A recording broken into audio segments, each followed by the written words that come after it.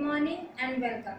Students, today we are going to read the first chapter of class 8 in geography. Your first chapter is resources. In this chapter we have to see that what is the resource, what substances, how substances can be resource and classification of the resources and many more things about the resources. So we should start this chapter. See here first, what is a resource? Resource क्या होता है? Look around you. अपने चारों तरफ आप देखो. Whatever things you can see, that all things are resources. How it is resources? See, any physical material on the earth that satisfy human wants and needs is called resource. जो भी चीज़ें whatever things are available on the earth and it fulfill the needs and want of the people, so that becomes resource. कोई भी ऐसी चीज़ जो हमारी need को पूरा करता हो, जो हमारी वांट को पूरा करता हो, उसे हम रिसोर्स कहते हैं. And so many things and everything is done by the resource. Without resource we can't imagine our life. Without resource we can't do anything. Example, we can take the example of resources, that pen, pencil, your furniture, vegetables, fruits, water, soil, whatever things you can see. आप एक तरफ से देखना शुरू करो, जो भी चीज़ें आपको दिखेंगी, that all are the resources. Why? Just now I have said the things which fulfill the needs. हर एक चीज़ हमारे नीड को फुलफिल कर रहा है. ये एक पेन है, ये भी हमारी नीड को फुलफिल कर रही है. This is the chart. Some written materials are there, so that is also a resource. Teacher is a resource. Everything is a resource. So don't get confused. Everything that fulfill the wants and needs of the people, that is a resource. Now there is the next question, that how does something become a resource? कैसे कोई भी चीज़ resource बनती है, कैसे भी किसी भी चीज़ को हम रिसोर्स कह सकते हैं? क्या सारी चीज़ों को हम रिसोर्स कह सकते हैं? See here. Things become resource only when they have a value. Whenever a things have some value, जब भी किसी चीज़ की कोई वैल्यू है हमारे लिए, उसकी कोई कीमत है, कोई अहमियत है. Value that means use and utility and that उपयोगिता, हमारे लिए उसका यूज क्या है. Okay, so that becomes resource. कोई भी चीज़ अपनी यूटिलिटी के अकॉर्डिंग, अपनी उपयोगिता के अकॉर्डिंग वो क्या बन जाता है? रिसोर्स बन जाती है. इट्स यूज और utility gives it a value. All resources have some value. Okay, first thing, anything becomes resource when it have some value. And how it's use of utility, इसका हम जितना यूज करेंगे, so that use give some value to that substance.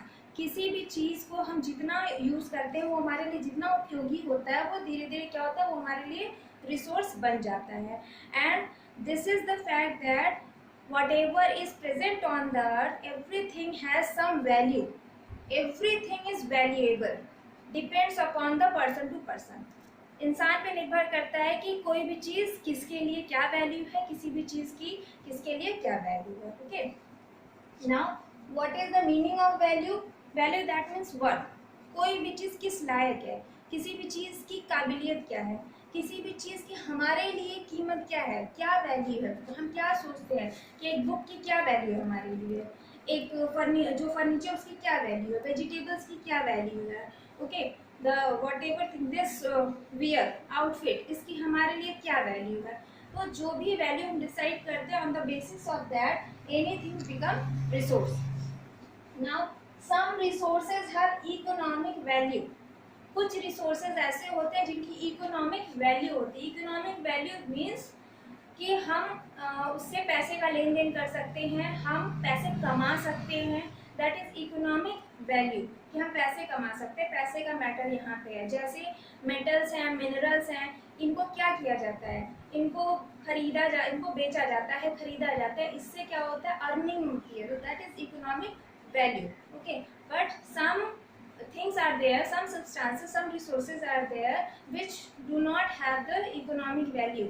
जैसे आप कोई बहुत खूबसूरत कोई लैंडस्केप देख रहे हो, कोई दृश्य देख रहे हो, आपको बहुत अच्छा लग रहा है, but it does not have any economic value, उस सीन की कोई इकोनॉमिक वैल्यू नहीं है, but both that economic value things are also and this non-economic thing both have values.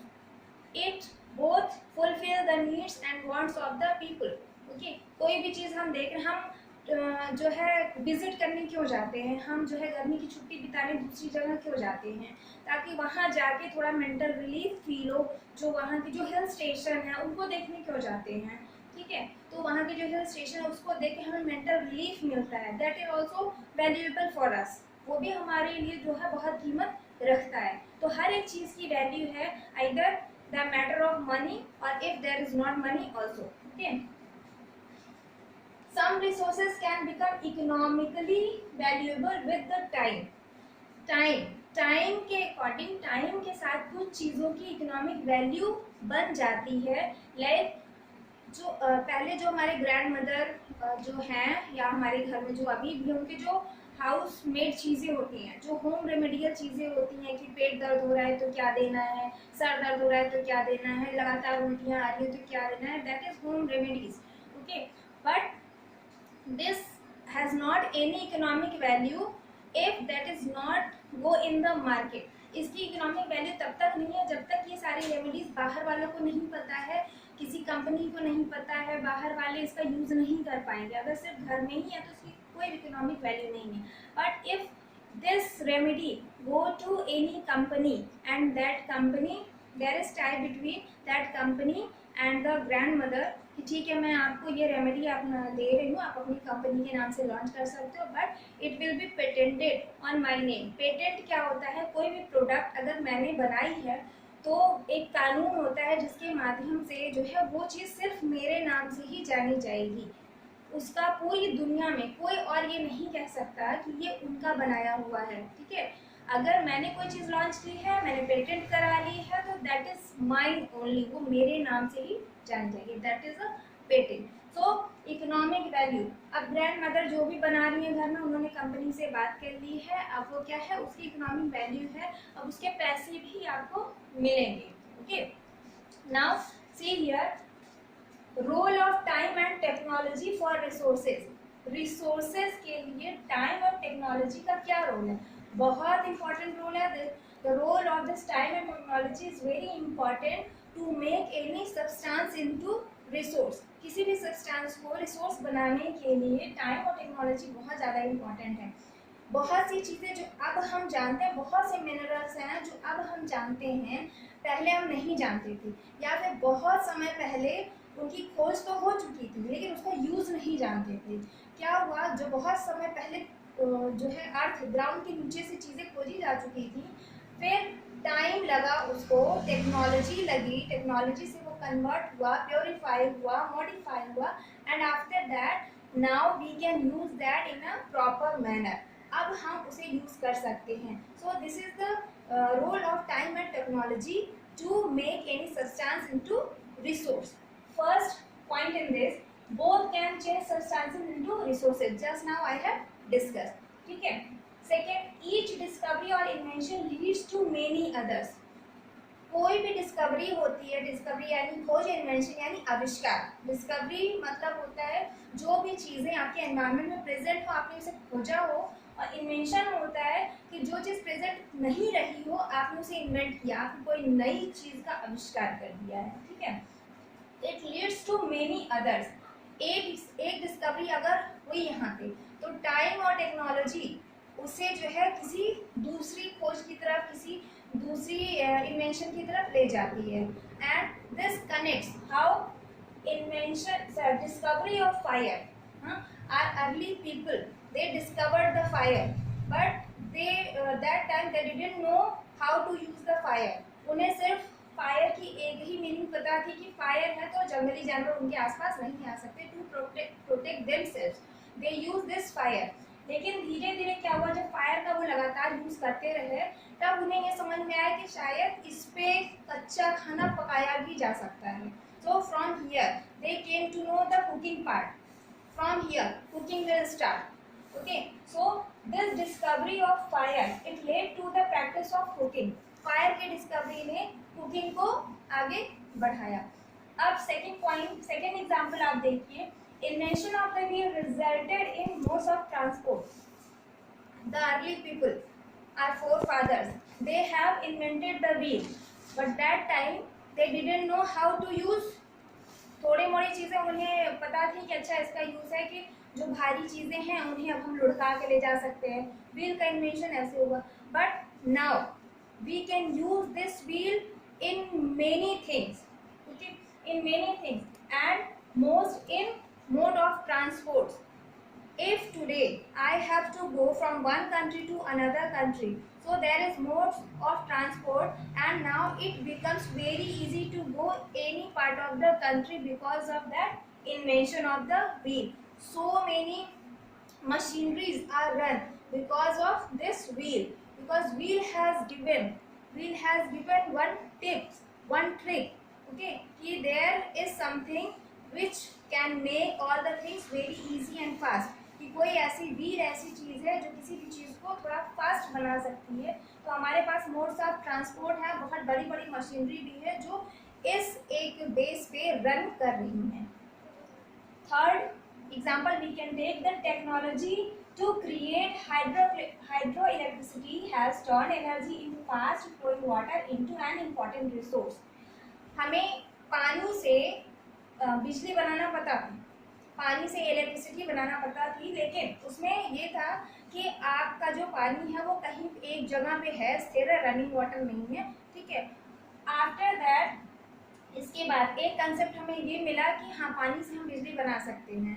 अब वो दूसरे इन्वेंशन की तरफ कैसे गया, ऐसे गया कि अब हमें ये पता है कि जो रनिंग और फ्लोइंग वाटर है, जो स्ट्रीम्स है वाटर की, उससे भी हम जो है बिजली बना सकते हैं। Okay, so these are the three examples of the role of time and technology, कि टाइम और टेक्नोलॉजी का यूज करके कोई भी डिस्कवरी, कोई भी इन्वेंशन जो है कितने आगे तक जा सकती है। Okay, now here is a topic that types of resources. Resources कितने प्रकार के होते हैं।